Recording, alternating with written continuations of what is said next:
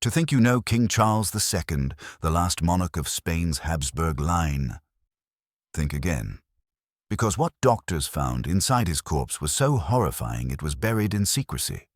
And if you don't subscribe right now, you'll miss the kind of forbidden history they never wanted you to hear.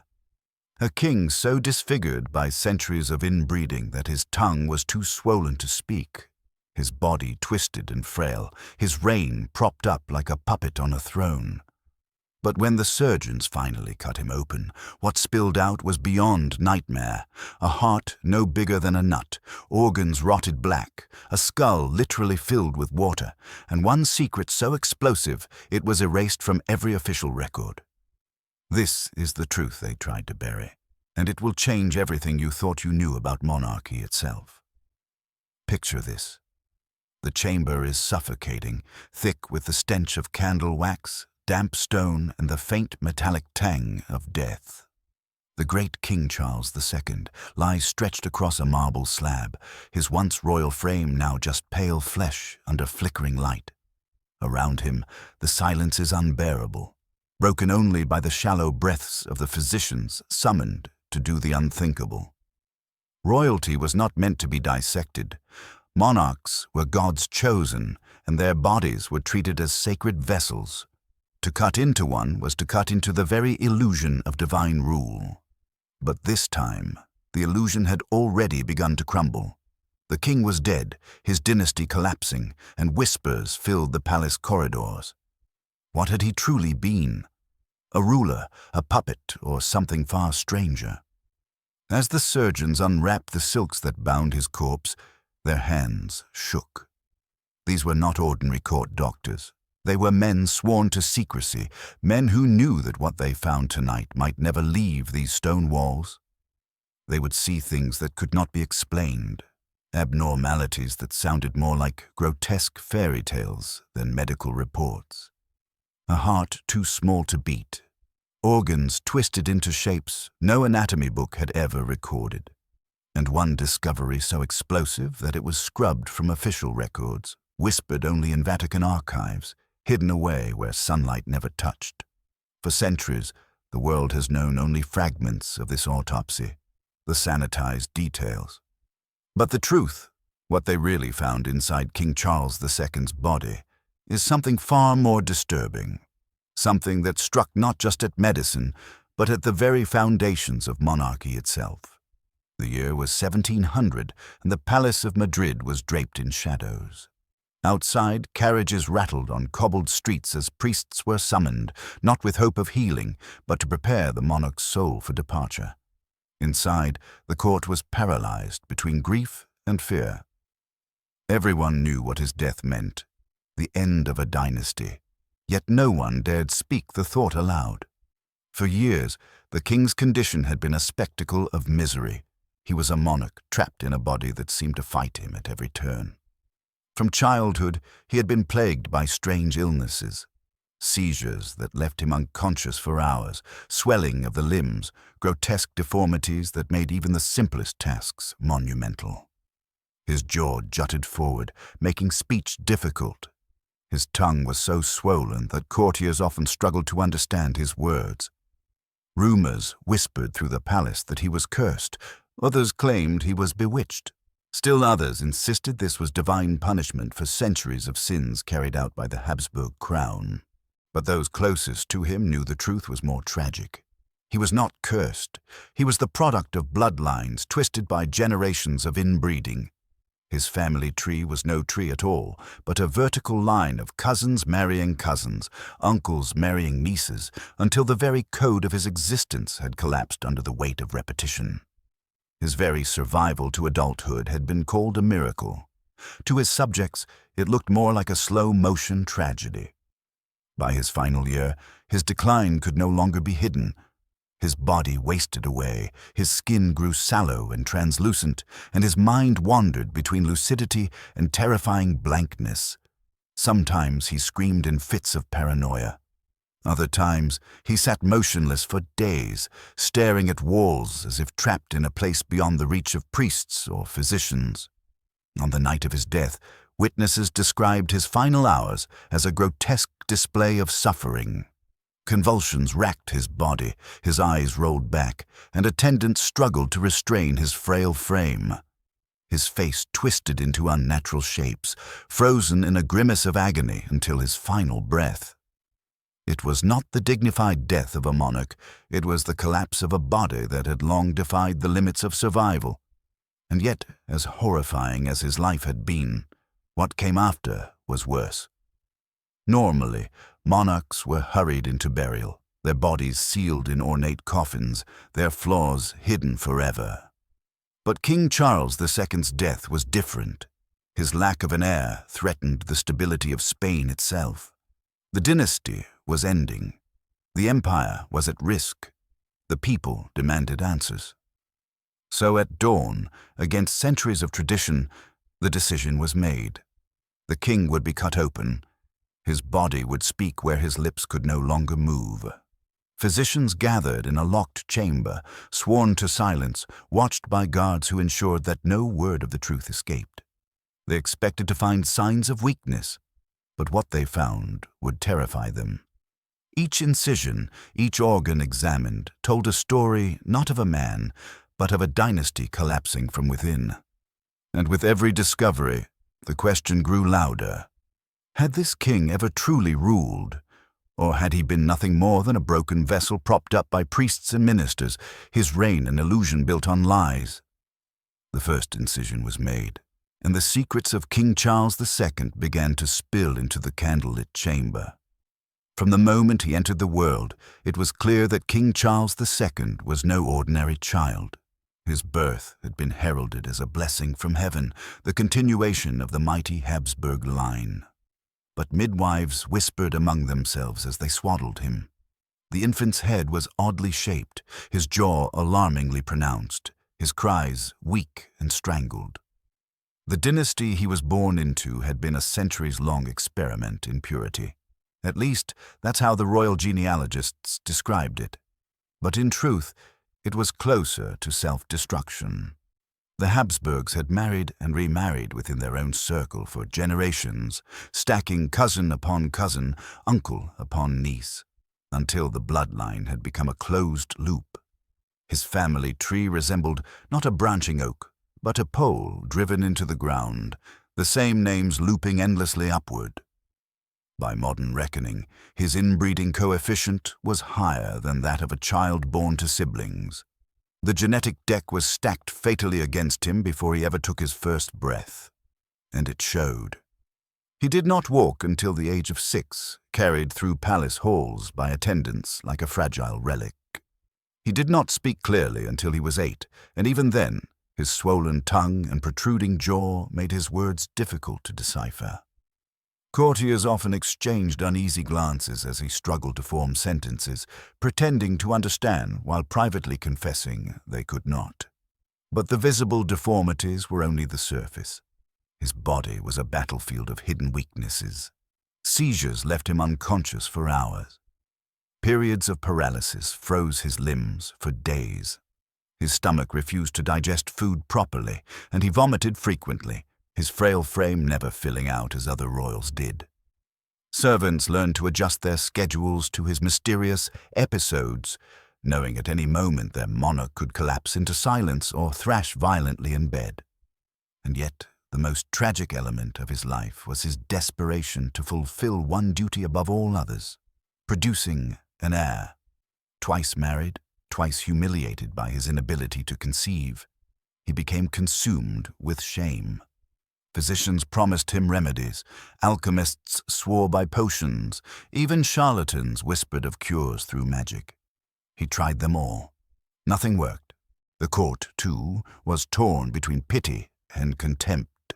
Some said he was bewitched, others said he was cursed by God himself. But no one spoke aloud the truest explanation, that centuries of inbreeding had twisted his body into something barely sustainable. He was the living proof of a dynasty eating itself alive. And when he finally died at just 38 years old, it was not simply a monarch passing. It was the final exhalation of an empire's genetic experiment. Dawn crept into the palace like a thief. The bells tolled, not for mass, but to summon the physicians who had been ordered to do what few dared, cut open the body of a king. The chamber was sealed, guarded by soldiers sworn to silence. Inside, 6 physicians stood over his marble table, their faces pale and tense. This was not a task they relished. To dissect a monarch was not only sacrilege, it was dangerous. If their findings embarrassed the crown, if their words ever leaked, it could cost them their heads. Yet the order was clear. Find out what went wrong. The first incisions were cautious, the physician's blades gliding through skin that was already beginning to stiffen. The sound of steel against flesh echoed faintly in the chamber, every cut amplified in the suffocating silence. Courtiers had expected them to find signs of weakness, perhaps disease. But as the surgeons peeled back the layers of skin and opened the chest cavity, they exchanged glances of disbelief. His heart was grotesquely small, described later as no bigger than a peppercorn. Impossible. A heart so undersized could not sustain life, yet he had lived for nearly 4 decades. One physician whispered that perhaps God himself had kept it beating, a cruel joke of divine irony. Next, they examined the lungs.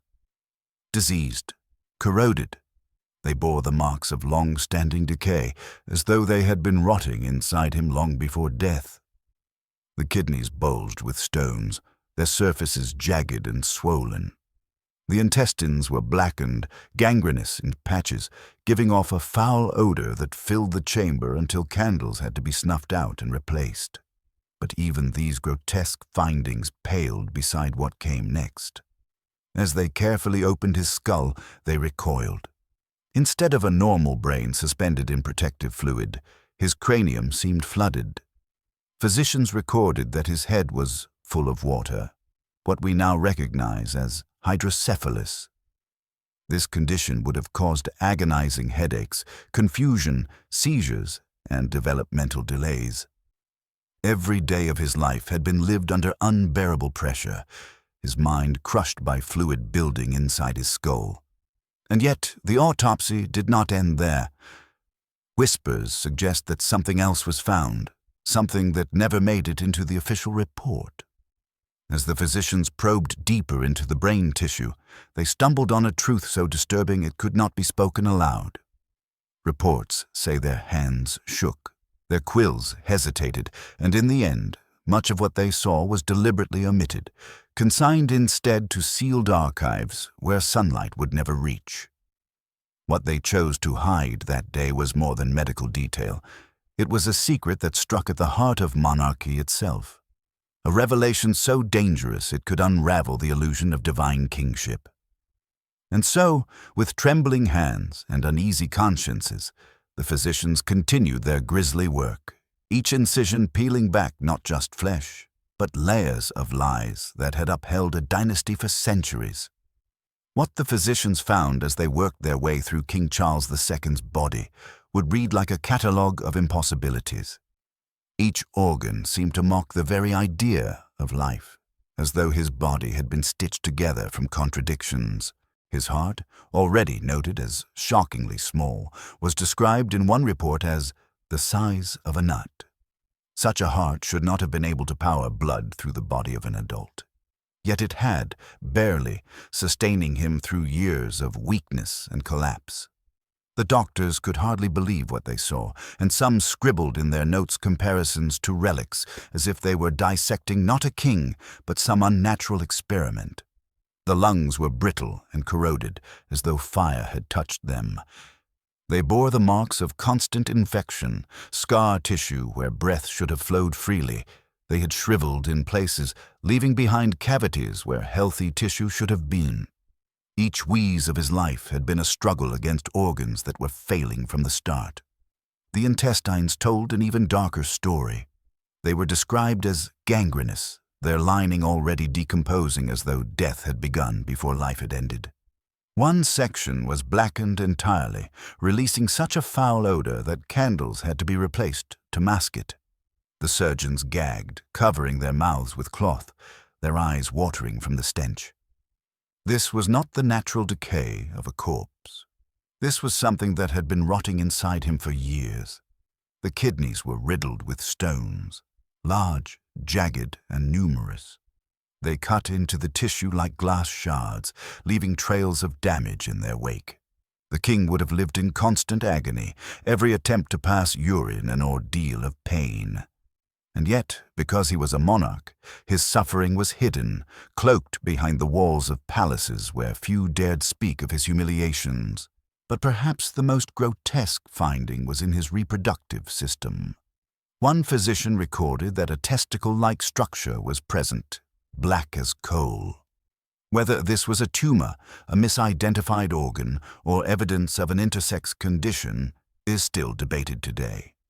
At the time, such a discovery was too explosive to be spoken of publicly. For a monarch defined by his failure to produce an heir, the revelation that his very reproductive organs were abnormal would have been devastating to the illusion of divine destiny. And then came the head. The skull, when opened, revealed what no one could deny. It was full of water. Modern physicians call it hydrocephalus. But in 1700, the doctors had no words to describe it beyond horror. This was no ordinary accumulation of fluid. It had pressed against his brain for decades, reshaping his mind, warping his development, turning thought itself into a struggle. Every seizure, every blackout, every vacant stare he endured, here lay the explanation. The physicians scribbled furiously, their quills scratching parchment, each note a mixture of science and disbelief. It seemed as though his body had been failing in every possible way at once. Every system, circulatory, respiratory, digestive, neurological, was broken. And yet somehow, impossibly, he had lived to adulthood and ruled for decades. It was a catalogue of horrors. And it was about to reveal something even worse. As the autopsy neared its end, the physicians gathered around the skull. Candlelight flickered across their pale faces as they peered into the exposed brain. They had already seen the fluid, the swelling, the signs of hydrocephalus. But what they noted next was never meant to be recorded. The brain itself appeared malformed, its structure irregular, its folds and ventricles distorted beyond recognition. One physician whispered that it looked arrested, as though it had never fully developed. The others fell silent. To write such a thing down would be to declare that their king, God's anointed ruler, might never have been capable of ruling at all. For several minutes, the chamber was heavy with tension. Quills hovered above parchment, hesitating. They knew the implications. If the brain was malformed, if his consciousness had been impaired from birth, then the monarchy itself had been a performance staged by ministers and priests. The king's reign would be exposed as an elaborate illusion, his authority nothing more than a mask held up by those who spoke in his name. Some of the doctors urged caution. Others pressed for honesty. In the end, the compromise was silence. The official autopsy report would speak of water in the skull, of decay in the organs, of a body that had collapsed under its own weakness. But the deeper abnormalities, the ones that questioned whether he had ever possessed the mental faculties to rule, were scrubbed from the record. Those notes, it is said, were gathered separately, bound in leather, and sealed away. Some whispered they were sent to the Vatican, hidden among archives too sensitive for public eyes. Others believed they were destroyed, burned to ash in the palace hearth that very night. But the story persisted, whispered in corridors and hinted at in private letters, that the physicians of King Charles II had uncovered a secret too dangerous for the world to know. And so, the body was stitched shut, the organs sealed inside their broken vessel once more. Outwardly, the king was prepared for burial, dressed in finery, painted with dignity, but within those stone palace walls, a handful of men carried a memory they could never forget. The day they looked into the body of a monarch and found not majesty, but ruin. It was the secret they tried to bury, a truth so dangerous it threatened the very myth of divine rule. And even in death, King Charles II was not free of the deception that had defined his life. The physicians had seen enough. The malformed brain, the water pressing against fragile tissue, the organs that told a story of a body never built to endure. These findings alone were shocking. But there was one observation, whispered in that locked chamber, that would never make its way into official parchment.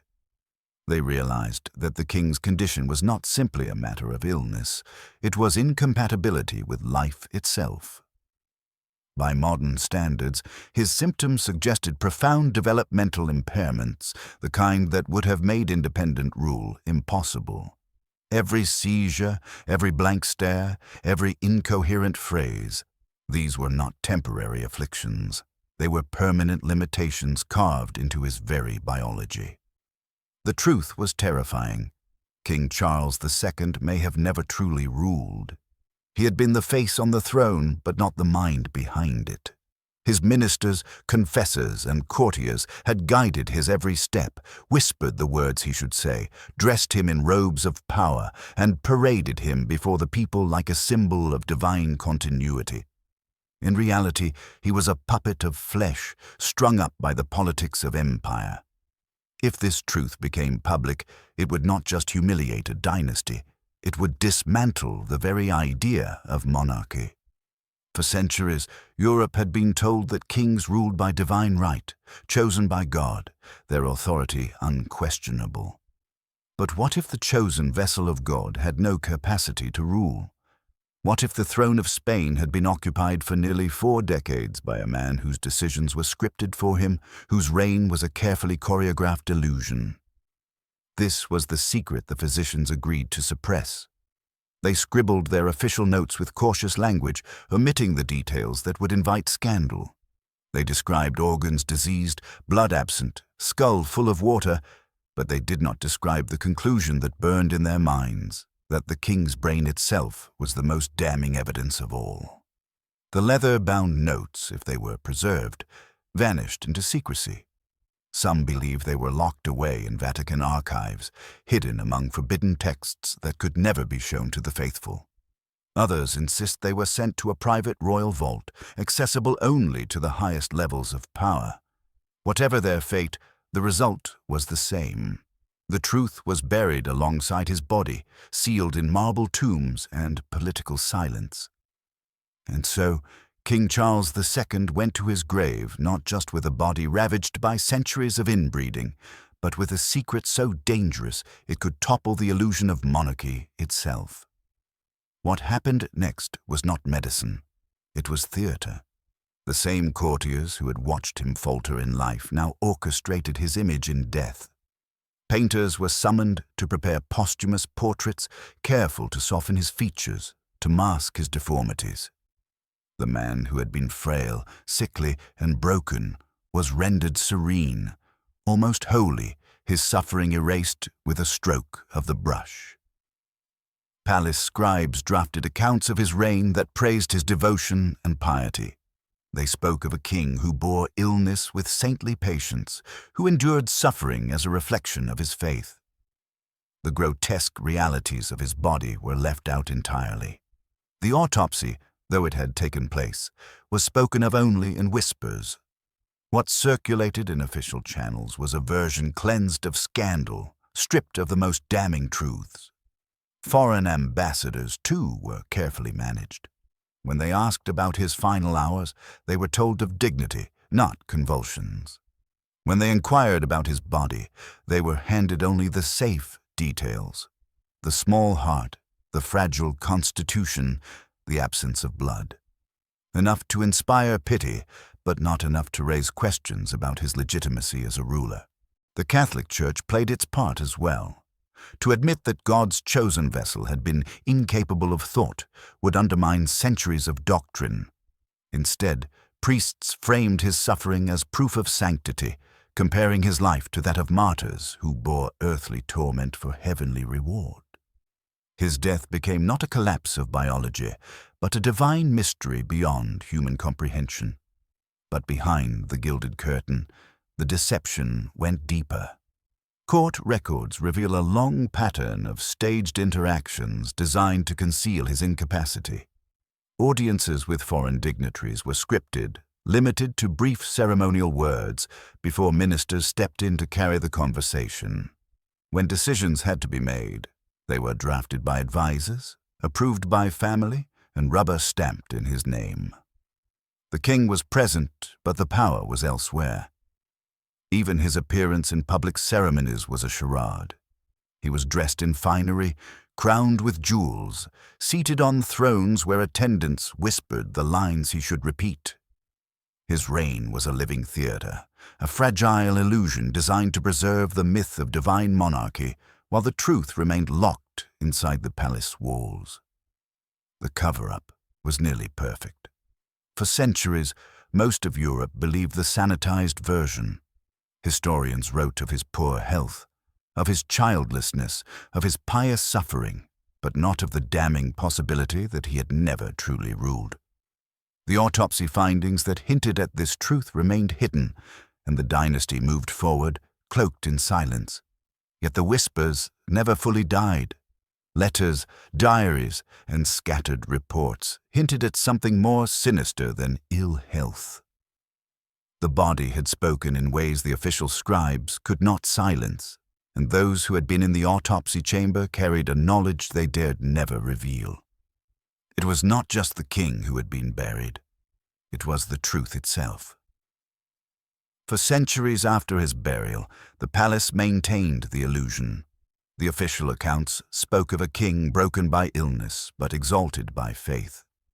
Portraits painted him as dignified, his deformities softened, his weaknesses sanctified. To the public, he was remembered as tragic but noble, a monarch who bore suffering with quiet grace, but beneath the polished surface, whispers endured. Letters exchanged between ambassadors hinted at something darker. Private journals of courtiers recorded oddities they dared not publish. His vacant stares, his sudden collapses, his inability to speak without confusion. One note described him as a body upon a throne, but not a mind upon it. Another spoke of his death as a release, not of one soul, but of a kingdom trapped in silence. Over the centuries, historians tried to piece together the fragments. Some dismissed the stories as exaggeration. Others began to see a pattern too deliberate to ignore. The details of the autopsy that were recorded, his peppercorn-sized heart, his skull full of water, his intestines already rotting, were grotesque enough. But what about the missing notes? The ones never released? Why did the Vatican refuse access to certain archives from that year? Why did some royal physicians vanish from records soon after the autopsy, their names erased as if they had never served? Modern geneticists added new layers to the mystery. By studying the Habsburg bloodline, they confirmed what those physicians had suspected centuries earlier. The dynasty had imploded under the weight of inbreeding. King Charles II was not an isolated tragedy. He was the inevitable end of a family tree twisted into collapse. His DNA carried recessive mutations stacked upon one another until his body could no longer function as nature intended. He was, in a cruel sense, living proof of what happens when power tries to defy biology. And yet, the most chilling legacy wasn't medical. It was political. If a king could sit on the throne for decades without the ability to rule, how many monarchs before or after him had been little more than symbols, their real power wielded by unseen hands? His autopsy didn't just expose his body, it exposed the fragile lie of monarchy itself. The whispers grew into questions, questions into theories, and though the truth was buried with him, it has never stopped haunting history. In the end, the flickering candles of that autopsy chamber revealed more than diseased organs and malformed bones. They revealed the shadow behind monarchy, the uncomfortable truth that absolute power rests not on divine right, but on human fragility. King Charles II had been presented to his people as chosen by God, a vessel of sacred authority. Yet his body told a very different story. of organs too small, of a brain crushed by water, of a mind possibly too impaired to grasp the concept of rulership itself. He was not a monarch in command of his realm. He was a symbol, a puppet draped in robes, his reign sustained by the whispers of ministers and the illusions of priests. That was the secret they tried to bury. Not simply that his body was grotesquely broken, but that his reign had been an elaborate deception. That for nearly 4 decades an empire had been ruled by those around him, while the man on the throne was little more than a figurehead propped up by ceremony and faith. To admit it would have been to unravel monarchy itself. If God's chosen ruler could be so catastrophically flawed, if divine right could manifest as a body incapable of sustaining itself, then what did that say about kings across Europe? What did it say about the very idea of power ordained by heaven? This is why the darkest findings of his autopsy remain sealed in archives, why historians still chase whispers of forbidden notes, why the Vatican has never fully opened its vaults from that year. The truth was too dangerous then, and perhaps still too dangerous now. Centuries later, we are left with fragments, rumors, and the faint echo of terrified physicians who once looked into the body of a king and saw not majesty, but ruin. His organs spoke of decay, his brain whispered of incapacity, and his very existence was proof of a dynasty that had collapsed under its own arrogance. And so, King Charles II lies in his marble tomb, silent but not forgotten. His body may be dust, but the secret they tried to bury still lingers. An uncomfortable reminder that behind the crowns and ceremonies, the thrones and titles, rulers are not divine.